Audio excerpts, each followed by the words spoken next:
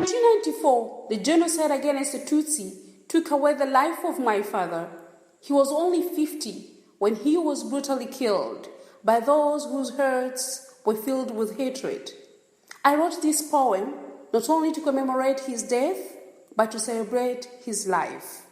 There goes the poem.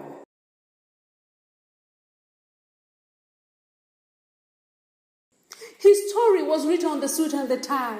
His outfit gave an impression of a good guy. His French was of a native, and his English of a spy. A member of the intelligentsia, he had to comply.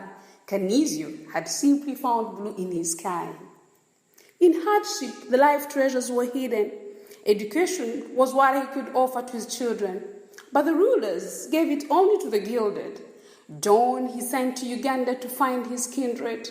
To Kaniziyo, no borders could be forbidden. Organs should be protected from beer, but the gentleman had the right to cheer. With the intellects who needed to cohere, friends were made in bars far and near. Kaniziyo could only be called their dear. He treated all of them like his brothers. Their wives wished they had the druthers to kiss the slender man full of wonders, with the delight and brilliance of a southerner. Kaniziyo could only be described in colors. At home, he was the best of all fathers. Songs he sang, stories he told the daughters. Wifey Teresa was never to be bothered. Cooking was not a job for only mothers. Kaniziyo's sons were raised to become owners. The secrets were revealed only in silence. Brother John must be studying science. Girls, never say he's joined the fighting. Otherwise, your father shall be called a virus.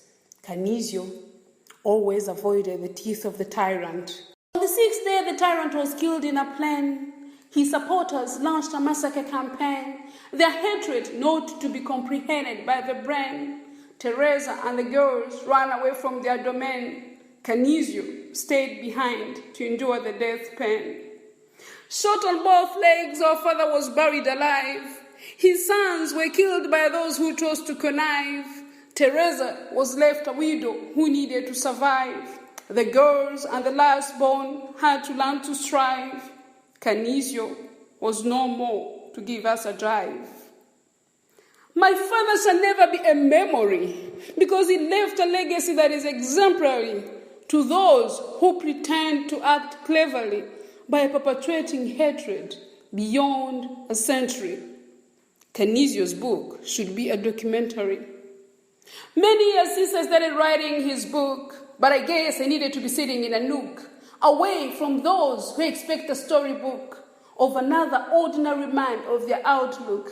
Kaniziyo's story can't match any guidebook. Yes, I will write about my father. No, I will not write about him as a victim. No, I will not write about him as a hero. No, I will not write about him as a Tutsi. Kaniziyo can only be written as a human. Thank you for helping me celebrate the life of my father, Kaniziyo Mbanzamigo, also known as Kaniziyo. May his soul rest in peace. My name is Umwagarwa.